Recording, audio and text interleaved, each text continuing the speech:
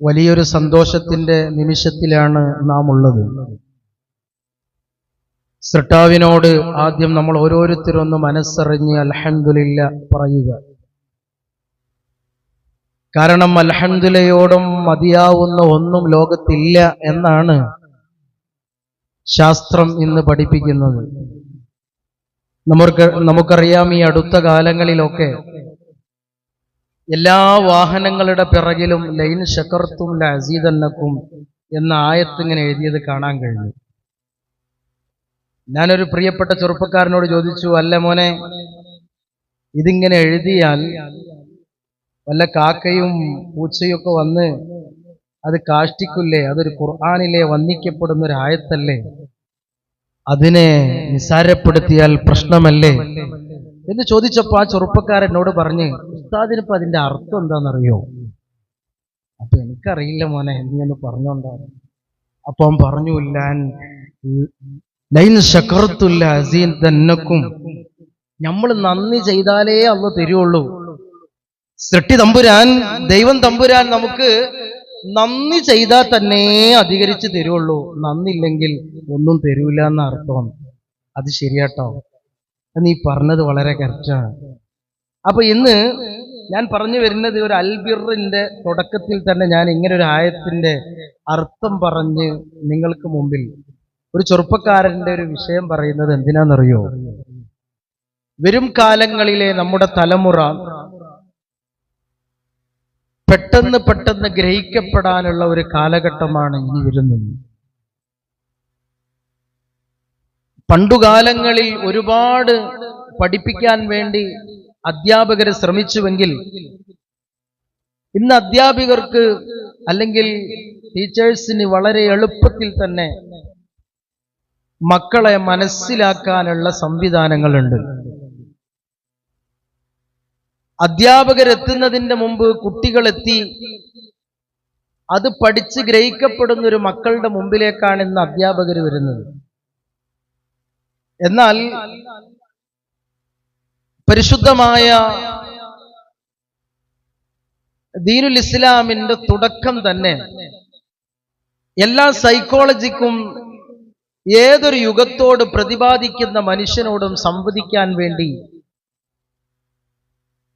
സൃഷ്ടി തമ്പുരാന്റെ ഉൽപ്പന്നങ്ങളോടുകൂടെ ആദരവായ റസൂലുള്ളാഹി നമ്മളെ പഠിപ്പിക്കുകയാണ്. അതിന്റെ ഏറ്റവും വലിയൊരു ഉദാഹരണമാണ് ലൈൻ ശകർത്തുൽ ലഅസീദന്നക്കും. എത്ര ലോകം മാറിയാലും, എത്ര യുവാക്കൾ ജൻസി ആയാലും, ആ യുവാക്കളിലേക്ക് കൊടുക്കപ്പെടുന്ന ഒരു മെസ്സേജ്, ദി മെസ്സേജ് ഓഫ് ഖുർആൻ, ഖുർആനിന്റെ മെസ്സേജിനോളം താരതമ്യപ്പെടുത്താൻ കഴിയുന്ന ഒരു മെസ്സേജ് ഇല്ല ലോകത്ത് നിന്നാണ്.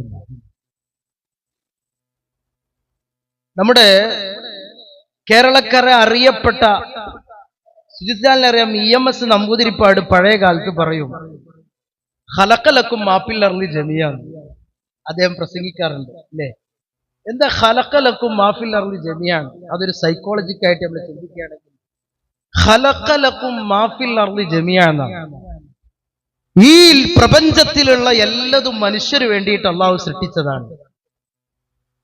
അതിനെ താരതമ്യം ചെയ്തപ്പെടുത്തിയിട്ട് ഒരാള് 7ഓളം വാള്യങ്ങൾ അടങ്ങിയ ഒരൊറ്റ ആയത്തിനെ താരതമ്യപ്പെടുത്തിയിട്ട് ഒരു ഡോക്ടർ, അദ്ദേഹം ഒരു വലിയ കിതാബ് രചിക്കേണ്ടത് ആ ഒരൊറ്റ ആയത്ത് ഉദ്ദേശിച്ചിട്ടാണ്. ഖലഖലക്കും മാഫിൽ അർളി ജമിഅൻ. ഭൂമിയിൽ അള്ളാഹു സൃഷ്ടിച്ചത് എന്തുണ്ടോ അത് മനുഷ്യർക്ക് വേണ്ടിയാണ്. നമ്മൾ ആലോചിച്ചു നോക്കിയാൽ ഒരർത്ഥത്തിൽ അങ്ങനെ തന്നെയല്ലേ ഈ പ്രപഞ്ചത്തെ അള്ളാഹു എടുത്തിരിക്കുന്നത്? സൃഷ്ടി തമ്പുരാൻ ഈ പ്രപഞ്ചത്തിന്റെ എല്ലാ സൃഷ്ടിപ്പിലും മനുഷ്യരെ ഉൾപ്പെടുത്തിയിട്ടുണ്ട്, മനുഷ്യരുമായി താരതമ്യപ്പെടുത്തിയിട്ടുണ്ട്. ഈ പ്രപഞ്ചത്തിന്റെ സൃഷ്ടിപ്പ് കണ്ടപ്പോൾ തന്നെ മലക്കുകൾ ചോദിച്ചൊരു രംഗമുണ്ട്, ഇങ്ങനത്തെ ഒരു സൃഷ്ടിപ്പായ ഒരു വസ്തുവിലേക്ക് ഇതിനു വേണ്ട സമൂഹത്തെ നീ കണ്ടെത്തിയിട്ടുണ്ടോ പടച്ച തമ്പുരാനെ? ആ സമയത്ത് പറഞ്ഞു, ഇതിനു വേണ്ട ഒരു സംവിധാനം കണ്ടപ്പെട്ട ഒരാൾക്കാരെ തന്നെയാണ് അതിന് തയ്യാർ ചെയ്യപ്പെട്ടിട്ടുള്ളത്. ഈ അർത്ഥത്തിൽ നമ്മൾ മനസ്സിലാക്കിയാൽ ഈ പ്രപഞ്ചത്തിലെ എല്ലാ വസ്തുക്കളും മനുഷ്യർക്ക് വേണ്ടിയാണ്. എന്നിട്ട് ആ മനുഷ്യരെ അല്ലാഹു തആല സൃഷ്ടിക്കപ്പെടുമ്പോ മലക്കുകൾ ചോദിച്ച രംഗമുണ്ട്. ഈ കോലത്തിലുള്ള ആളുകളാണെങ്കിൽ, ഇങ്ങനെയുള്ളൊരു സൃഷ്ടിപ്പാണെങ്കിൽ അവർ ഇവിടെ കുഴപ്പമുണ്ടാക്കില്ലേ? അപ്പോഴും അല്ലാഹ് അവരോട് പറയാണ്, നിങ്ങൾക്ക് ഞാൻ അറിയുന്ന കാര്യങ്ങൾ നിങ്ങൾക്കറിയില്ല. എന്നിട്ട് ആ സൃഷ്ടിപ്പിൽ നിന്ന് ലോക പിതാവാകുന്ന, മനുഷ്യരുടെ പിതാവാകുന്ന ആദം നബി അലൈഹിസ്സലാത്തു വസ്സലാമിനെ, ആദമിനെ അല്ലാഹു തആല സൃഷ്ടിക്കുകയാണ്. എന്നിട്ട് വഅല്ലമ ആദമ അസ്മഹ കുല്ലഹ, പരിശുദ്ധമായ ഖുർആൻ പറയുന്നുണ്ട്, ആദമിന് അല്ലാഹു തആല സർവ്വ വിജ്ഞാനങ്ങളും പഠിപ്പിച്ചു കൊടുത്തു. എല്ലാ സൈക്കോളജിക്കും എല്ലാ വസ്തുക്കളുടെ വിവരങ്ങളും പറഞ്ഞു കൊടുത്തു. അതാണ് ഇൽമിന്റെ തുടക്കമാണത്. അള്ളാഹുവാണ് അറിവ് പഠിപ്പിച്ചു കൊടുക്കുന്നത്. അധ്യാപകൻ അവിടെ സൃഷ്ടാവാണ്. സൃഷ്ടാവ് തന്റെ ശിഷ്യനാകുന്ന, താൻ ആദ്യമായി സൃഷ്ടിക്കപ്പെട്ട മനുഷ്യകുലത്തിലെ പിതാവിന് വേണ്ടി പഠിപ്പിച്ചു കൊടുക്കുകയാണ്. വഅല്ലമ ആദമ അസ്മാഅ കുല്ലഹ, ലോകത്തുള്ള സർവ്വ വസ്തുക്കളുടെയും പേരുകളെ ആണ് ആദ്യം പഠിപ്പിച്ചു കൊടുത്തത്. ഈ പ്രപഞ്ചത്തിൽ എന്തെല്ലാം ഉണ്ടോ അതിന്റെ സർവ്വതിന്റെയും പേര് സൃഷ്ടിതമ്പുരാൻ ആദ്യമായി പഠിപ്പിച്ചു കൊടുക്കുകയാണ്.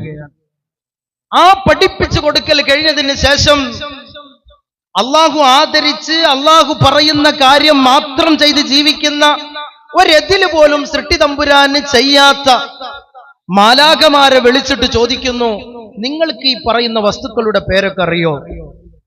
ആ സമയത്ത് അവര് പറഞ്ഞു, അള്ളാഹുവേ, നീ പഠിപ്പിച്ചതല്ലാതെ ഞങ്ങൾക്കൊന്നും അറിയില്ല, ഞങ്ങൾക്കിതിന്റെ പേരറിയില്ല. ആ സമയത്ത് ആദമിനോട് ചോദിക്കുകയാണ്. ഓരോ വസ്തുക്കളുടെയും പേര് ചോദിക്കുമ്പോ കൃത്യമായിട്ട് അവിടുന്ന് ആ പേരുകൾ പറഞ്ഞു കൊടുത്തപ്പോ അല്ലാഹു തആല പറഞ്ഞു, എന്നാൽ നിങ്ങൾ ഇനി മുതൽ ഈ മനുഷ്യന് കടപ്പെട്ടവരാണ്. നിങ്ങൾ ആലോചിച്ചു നോക്കണം, ഇനി മുതൽ നിങ്ങൾ ഈ മനുഷ്യന് കടപ്പെട്ടവരാണ്, ഈ മനുഷ്യന് വേണ്ടി താഴ്മ ചെയ്യേണ്ടവരാണ്. അവിടെ സുജൂദ് ചെയ്യാന്നതിന്റെ അർത്ഥം, നിങ്ങൾ ഇനി മുതൽ മനുഷ്യന് കടമപ്പെട്ടവരാണ്, നിങ്ങൾ ആദമിനെ ബഹുമാനിക്കേണ്ടവരാണ്. എന്തേ കാരണം? നിങ്ങൾക്കറിയാത്ത ഒരുപാട് വിജ്ഞാനങ്ങൾ ആദമിന് അറിഞ്ഞു എന്നുള്ളതാണ്. നിങ്ങൾ പഠിക്കാത്ത, നിങ്ങൾക്ക് ചിന്തിക്കാത്ത, നിങ്ങൾക്ക് ചിന്തിക്കുന്നതിനേക്കാളും അപ്പുറത്തുള്ള വിജ്ഞാനങ്ങളെ ആദമിന് മനസ്സിലായി എന്നുള്ളതാണ്. അതുകൊണ്ട് നിങ്ങൾ ആദമിന് സുജൂദ് ചെയ്യണം, നിങ്ങൾ ആദമിനെ ബഹുമാനിക്കണം, നിങ്ങൾ ആദമിന് കീഴ്പ്പെട്ടവരാണ് എന്ന് മാലാഖമാരോട് പറഞ്ഞുവെങ്കിൽ അതൊരു വിജ്ഞാനമാണ്. അത് സൃഷ്ടാവ് പഠിപ്പിക്കുന്ന ഒരു വിജ്ഞാനത്തിന്റെ പവർ അവിടെ നിന്ന് തുടങ്ങുകയാണ്. മനുഷ്യന് നേടിക്കൊടുത്ത അറിവ്, ഈ അറിവ് എല്ലാ അർത്ഥത്തിലും മികച്ചു നിൽക്കപ്പെടുമ്പോഴാണ് ഒരു മനുഷ്യൻ ഉന്നതിയിൽ എത്തുന്നത്. വിജ്ഞാനമില്ലാത്തവൻ പരാജയപ്പെട്ടതാണ്. പരിശുദ്ധ ഹദീസ് ഇങ്ങനെ കാണാൻ കഴിയും, കുൻ ആലിമ ഔ മുതഅല്ലിമ ഔ മുസ്തഹിബ വലാ തകുൻ ഖാമിസ. എന്തൊരർത്ഥത്തിലാ പറയുന്നത്? നീ ഒരു വിജ്ഞാനമുള്ളവനാവുക, അല്ലെങ്കിൽ നീ വിജ്ഞാനം പഠിക്കുന്നവനാവുക, അല്ലെങ്കിൽ നീ വിജ്ഞാനത്തെ സ്നേഹിക്കുന്നവനാവുക. വലാ തകുൻ ഖാമിസ, അഞ്ചാമത്തെ ഒരാൾ നീ ആകരുത്. മറ്റൊരു ഹദീസിൽ കാണാം, നീ അങ്ങനെ അഞ്ചാമത്തെ ഒരാളാകാൻ വേണ്ടി നീ ശ്രമിക്കുകയാണെങ്കിൽ നിന്റെ ഉമ്മ എന്ന് പറയുന്നത് ഭാരം ചുമന്നിട്ട് പോലും ഭാരം ചുമന്നിട്ടില്ല എന്നറിയാത്ത കഴുതയെ പോലെയാണ് എന്ന് ഓർമ്മപ്പെടുത്തുകയാണ്. ആ കഴുതയുടെ പുറത്ത് എത്ര ഭാരം ചുമന്നാലും കഴുത വിചാരിക്കും, എന്റെ പുറത്തൊന്നുമില്ല, ഞാൻ ഭാരമൊന്നും ചുമന്നിട്ടില്ല. ഒരു വിജ്ഞാനവുമില്ലാത്ത ലസൗത്തുൽ ഹമീർ, ഏറ്റവും വെടുക്കപ്പെട്ട ശബ്ദം എന്ന പേരിൽ അറിയപ്പെടുത്ത ഒരു ജീവിയെ നികൃഷ്ടമാക്കുകയല്ല ചെയ്തത്, പക്ഷെ ആ ജീവിയെ പോലെ നിങ്ങൾ ആവരുത് എന്ന് പഠിപ്പിക്കുകയാണ്. വീഡിയോ ഇഷ്ടപ്പെട്ടെങ്കിൽ ലൈക്ക് ചെയ്യാനും ഷെയർ ചെയ്യാനും സബ്സ്ക്രൈബ് ചെയ്യാനും മറക്കരുതേ. Thank you.